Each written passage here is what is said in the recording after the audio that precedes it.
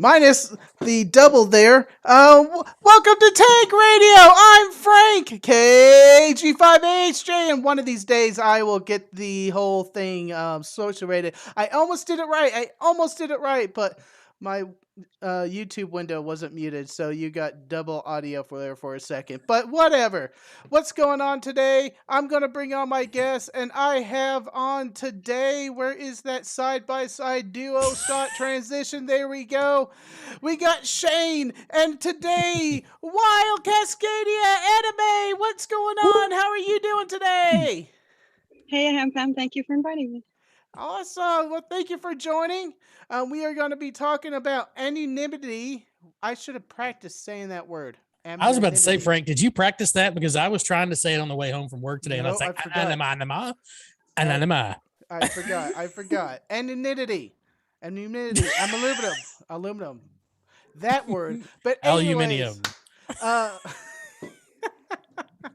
anime. So you've been researching and telling us or looking into how to try to stay anonymous kind of out there in today's little world there. And I would like for you to come on and tell us what have you found. Well, thank you for having me. Yeah, this subject was inspired in part by Ham Radio 2.0's Ham Sci content, where he had women who were new to ham radio on, and they talked a little bit about their first impressions of ham radio, and specifically some of the potential concerns around anonymity. Yeah, definitely. Winning, you said that word right. Totally. I'll never get it right. I've just come to that conclusion. But it's interesting, Tank, that in a hobby such as this, where everything is so public, because your FCC information, your ULS information, your license information, you know, it's an interesting topic about that. When everything is so public, how do you put a layer between what the government says we have to publish and what we ourselves don't have to publish? I completely agree, and I hope an anime knows the answer to this. But go ahead, Anime. Please continue there.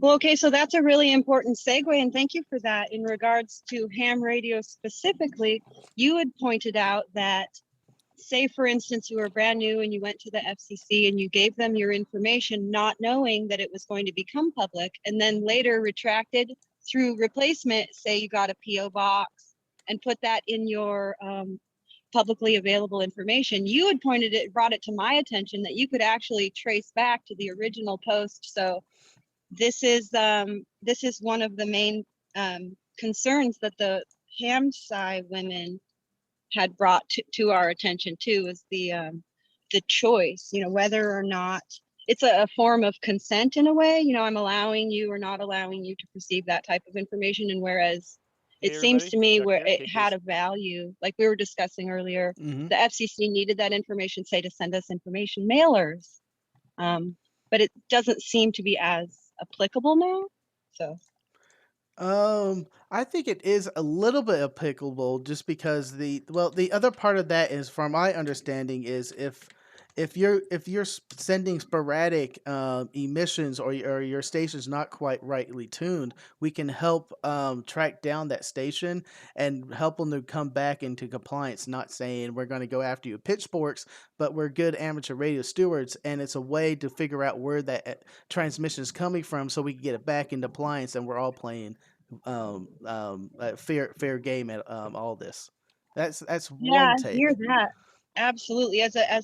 As a non-combative reasoning why they would have wanted this information in the past, for totally non-nefarious reasons, was just a simple way of communicating that we may have a problem. Will you help us resolve it? Yeah, I hear that. Absolutely.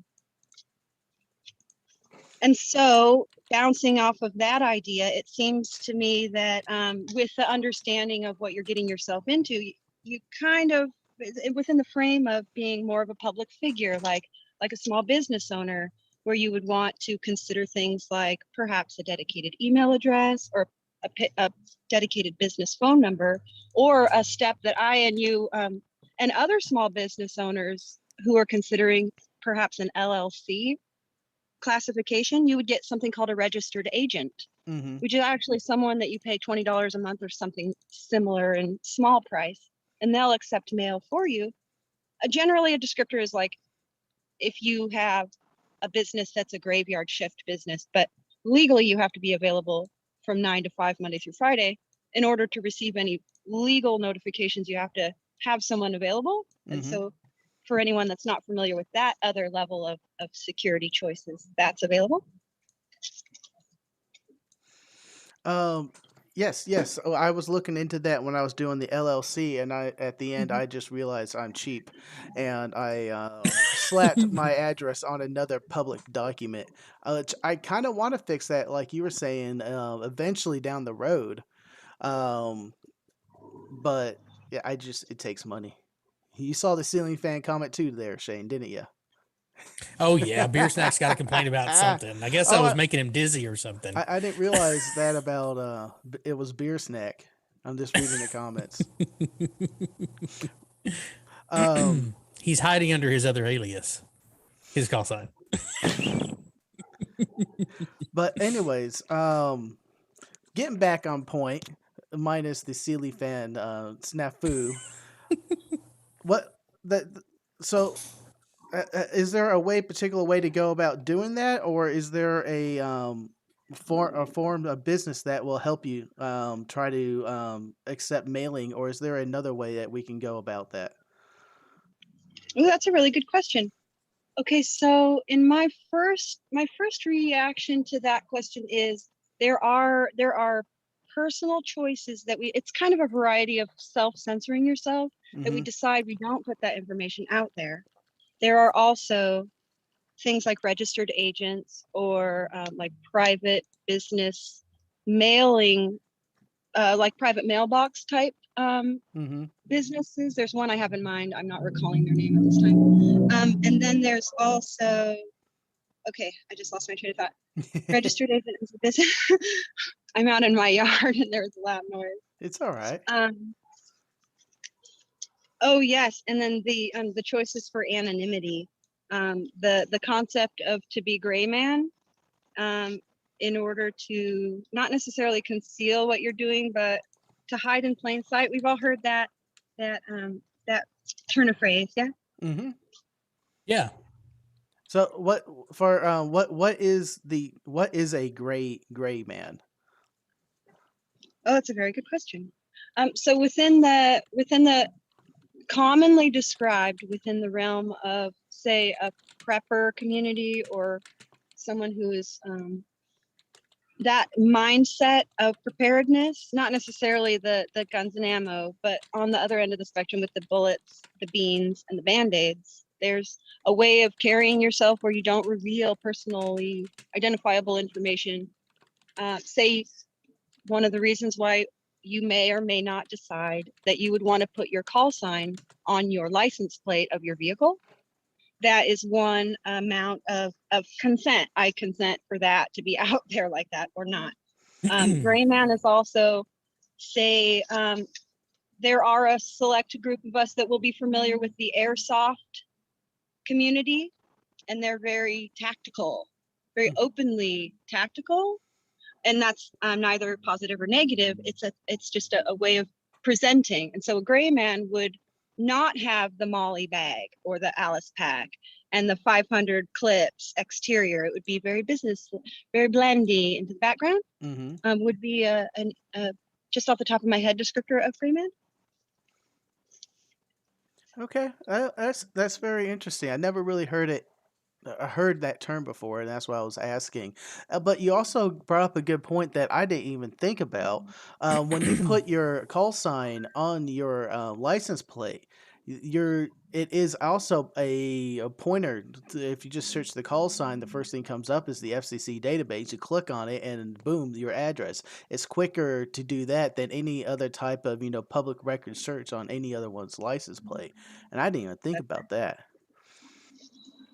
And so that it leads us right into having an overview of the environment itself in order to make choices, good choices for yourself, myself, yourself. We need to really be able to recognize what our own personal safety needs may be. Mm-hmm. And so there's different levels of safety. Say, the one that some people have heard of, at least, is security culture. That's very high security. And then there's general internet safety on the other end of the spectrum, where it's like the little thing that pops up when you pop into a live stream. Don't put your personal identifiable information out there. But you've already made certain choices when you get in that example of a live stream, let's say, whether or not your name that pops up next to your little decal is your real name or some kind of a pseudonym or a pen name. Mm-hmm. Yeah, and literature, there's a lot of pen names. There's journalism, people have sources that are anonymous. There's different levels of safety needs. And so you don't always have to be paranoid that the lady behind you in the grocery store is like tracking you. Like, that's nutty. But you can be aware that, say, you have your call sign on your license plate. That is first level. It's like wearing a name tag with your name and address right there on your lapel. Mm-hmm. And so just bringing it to people's attention is one of our best tools, I think. And I agree. One suggestion here from this Steve in our chat says having a PO box as far as your address. That's probably jumping it a little bit here, but we were trying to build. But having your PO box address on your FCC license is a great way to preserve that a bit, right? Yeah, I hear that. That's a wonderful, yeah, absolutely. And again, what you had taught me was that even if you go back with your PO box and change it, some really industrious someone could potentially track it back. Mm-hmm. So to know that you want that PO box the very first day, and that's the address that you give to them, and only that address, is one way definitely to secure. And then at the end of our conversation, I was hoping that might play into some of the solutions to that people could take action on. Mm-hmm. So that's an interesting point. Yeah. I am going to go ahead and show this here as soon as I get it zoomed right. Where is it? Sorry. So I guess there needs to Go be ahead. some sort of development of some mechanism that would satisfy both the ability to maintain some sort of privacy, but also have the ability to where if there is a situation where you're creating harmful interference and you don't know that you're creating harmful interference, then be able to say, okay, well, I'll give away my 2-digit or my 4-digit grid square. I won't give you the zoomed in detail, but I'll at least get you within that one, the Echo Mike 13 and then that particular grid square. I mean, maybe grid square is that? I like. I mean, that that might be a way to say, okay, if you don't want to put your address, at least put a grid square or something out there so that if someone needs to, for non-nefarious reasons, which we hope most people are, is that we have something there to help our fellow hams say, hey, your transmitter's all wacky and you may not know it. Let's put a pin on that. I'll bring it back just a second. I got the windows straightened here. So I'm showing now my old log entry for my FCC license. This is showing an old address of mine back when I lived in a apartment. And if you go through, you can go through in the FCC database your transaction history and see what things were modified through the licenses, and that's what we were talking about earlier. We can see if we click on the very first one, oh look, it is a new license, Frank Lappin, and here's his old address, and when he got his license and all that, and I think it shows that I am a technician. I click on, Hold on, I'm getting lost here. Another modification. Oh, look, I upgraded to a general and same address. But if you go through here to the most current up to date, I'm not going to dox myself online. You're going to have to actually do the search for yourself. I'm bringing y'all back on here. It will show up as my current address. They did fix one problem. We're with the FCC database. Before I got my license, it was fairly new that they started using the someone give me the acronym The FRN. RN. I couldn't think of it. FRN. But before they were using FRN, and we were talking a little bit before this, it used to be your social security number on that database. I was just about to say, Frank, whenever I got my pilot's license, my first pilot's license was my social security number. And then about a year and a half after getting my pilot's license, they said, "Oh, we should probably come up with a numbering system so that you don't have to use your social security number." And then they gave you the option on the FAA website to go in and say, "No, don't show my social security number. Here's my airman certificate number." Were you aware of that, Anime? For the airline pilots or for the FRN? The FRN, before the FRN number, it was your social security number on the database. No, that was rather shocking when you told me about that. And you know what, though? It does lead us to understand. It shows us that they get it. There are many examples of their own organization coming to these realizations. Oh, we need to update. Give them a box they can check if they want this to be on the thing or not. And in the airline pilot example that Shane was just giving, that's a really powerful example because that's federal, isn't it? The aviations. Yep. Federal Aviation Administration. So there's a precedent that's already been potentially set, and we could leverage that in this instance because there's evidence that there was a reason that it was important in that instance, and it could apply here as well, I think they were. So that's awesome that you got that up. Yeah, I think they were just cheating to using it as a recognizable number. Quite possibly so. Because all of us engineers like to cheat when we can. But I do not like simple in math.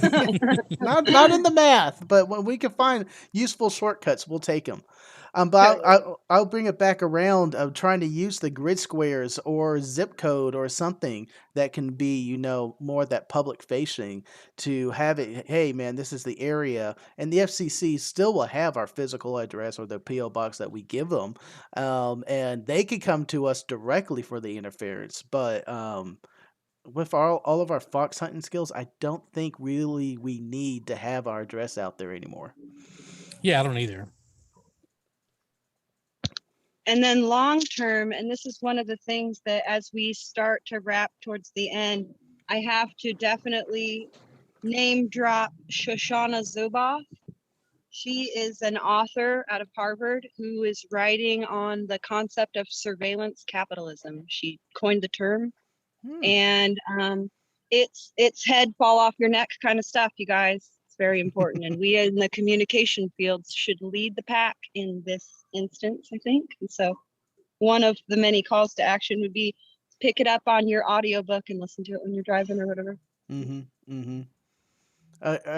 Shane, are you seeing anything in the chat as far as questions that are coming up? I am scanning right now, and I haven't come across. There's a lot of people who agree, and a lot of people who are saying that, especially as a lady in this hobby, how much more important it would be to have an option like that to curtail having to, go through and change all that information and leave a paper trail, such as, every time you do a ULS transaction, to update your address or anything like that, because that's all public record.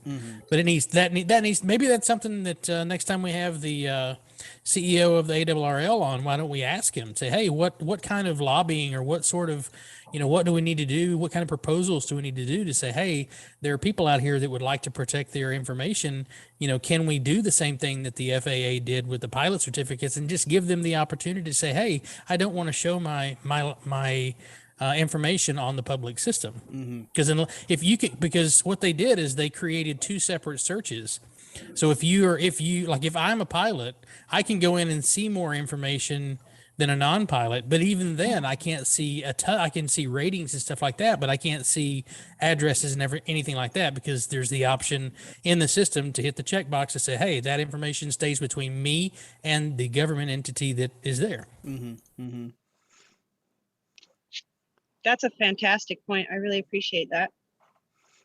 And yeah, to end on a high note, right? These are ways that we can, like Tank was saying, leverage our collective power to really lift up positive improvements. I could phrase that as positive improvement, because there's a lot to be done after that as well, as far as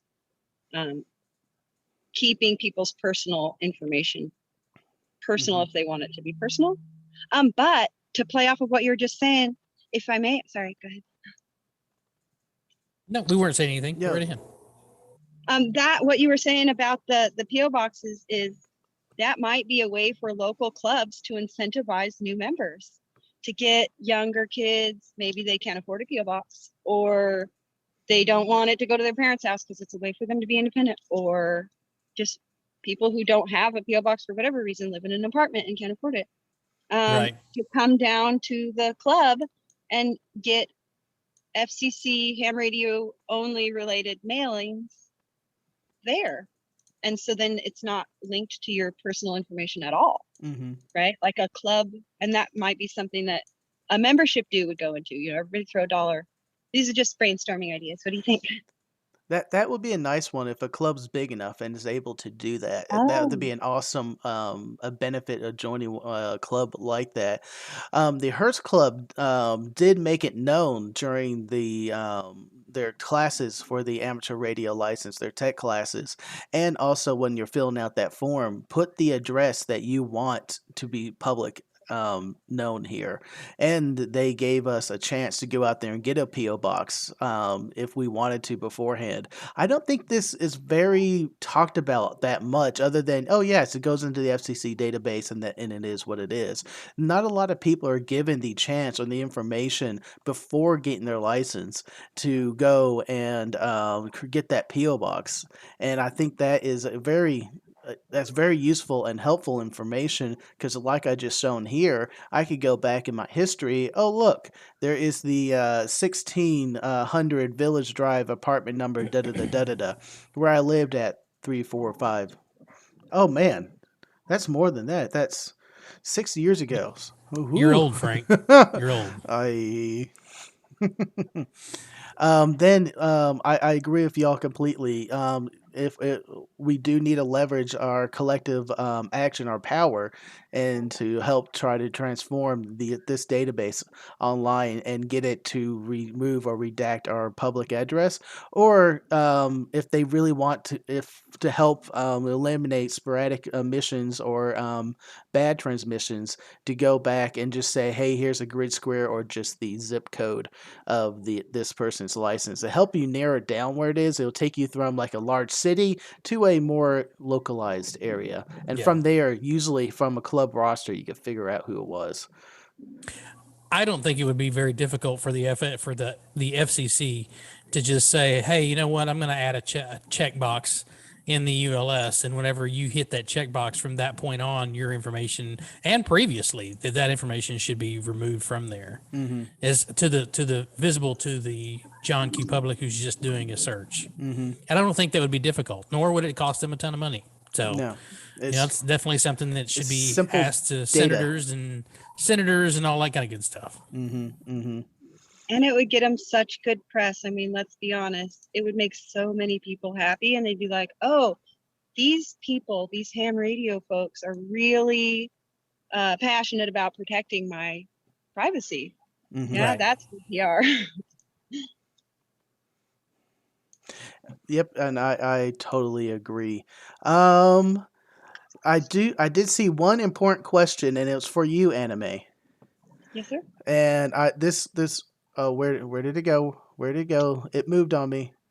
And I'm going to tell you who it's from, but don't let it sway your answer. This is from Ham Radio DX. Who is your favorite overseas YouTuber? Well, I know it's the really handsome one. Oh, thanks, Anime. I appreciate that. Oh, you're local to me, so you're out, Shane. You don't know where I'm Thank at. you for asking. Oh, that was fun. I just had to read This it. is green screen, buddy. The The call is coming from inside the house. The gaming ham is asked, is the FCC, is it ran by the FCC? Is the database ran by the FCC or the government? And the answer is yes. That's a government database, so it's probably going to take a act of Congress to change Clearly. it. But if we keep beating our chests, and eventually our collective power as the squeaky wheel will get that grease. Well, we're almost coming up to our end of our time. So I'm going to go ahead and just give each of y'all a minute or two to say what you got going on. And I am going to start with Anime, your full screen. What do you got going on? Thank you guys for having me on for this chat. I freaking love hanging out with the Ham Fam. This has been the free Cascadia full moon howl like a wolf gray man anonymity live stream with Tank Radio and Shane. Well, don't forget about your web store. Where do we find that awesome hand harder hat? Oh, okay. So the merch is wildcascadiaradio.com or our food cart website, fasterthanthebear.com. Ooh. I like that On name. the West Coast. And it alludes to many of my favorite things. Yes. We have been on hiatus since the C19er, but all is well and up and coming. No worries. We'll get there. Awesome. But awesome. yeah, there's a new sticker design coming out. Hopefully we'll be able to run a second sticker trades sticker pack. Try to get some coalition built there with the Ham Fam. And thank you for having me on, you guys. This was a blast. Awesome. Always a pleasure. Well, you're not on screen now. I'm showing the web store. But Shane, go ahead and tell us what you got going on. Well, first, I need to say thank you to everybody for helping me get out there to hold on one second. Okay. I had a pop-up that scared me for a minute. I thought we were about to disconnect, and I was like, no! Anyway, first thing I want to do is thank everybody for helping me get to the 1,000 subscribers. I made the video, but like I said, anytime I have the opportunity to say thank you, appreciate all the subscribers, all the people who helped me get the channel up and running, who's promoted it day in, day out, week in, week out, all that kind of good stuff. Thank you so much. I appreciate it. I don't have a static video coming yet. This weekend, if you are near a radio between 12 Zulu and 15 Zulu, or UTC, for those that are not familiar with what Zulu time means, tune in your radio. We're going to be in a hot air balloon, Ham Radio Dude and I. Probably, we're going to try to launch around 7 a.m. That's still going to be weather dependent, and I'm going to update on Twitter as much as I can. If the plans have changed, we're going to do 2-meter simplex and HF on 20 meters. Might try 40. We're still working with the pilot of the balloon to see how much of a wire we can throw off the edge. But excuse me, yeah, this weekend, Saturday, 12 to 15Z or UTC. Listen for Kilo 5 Bravo. That's our special event call sign that got issued today. So K5B will be airborne aeronautical mobile in a hot air balloon. And that's all I got, Frank. Cool. I went ahead and throw your picture that you shared everywhere on screen while you're talking. Hopefully not the one with the wrong date on it. Oh, I didn't even check the date. But it's there. It's too late. It's gone.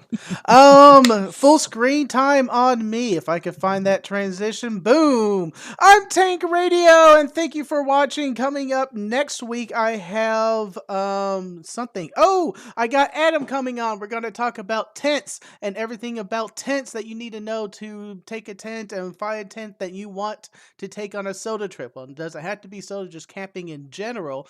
but I'm using this to transition and talk about gear and things I need to buy for the trip that just happened 2 weeks ago now. But hey, let's get the video out there. It was a great information. I hope it help y'all to decide on what kind of tent to buy. It really helped me. I'm still editing the videos from those trips, and we'll see what comes up next. I do have the interview. I'm going to tease this a little bit with Shane to help me fix some podologs, because guess what, guys? My logs are submitted, and I don't think Jason has any logs submitted yet, so I beat Jason. Woohoo! Till next time, everyone, wave bye, and to all my takers out there, go forth and conquer. See you at Pacificon. See you, love you, bye.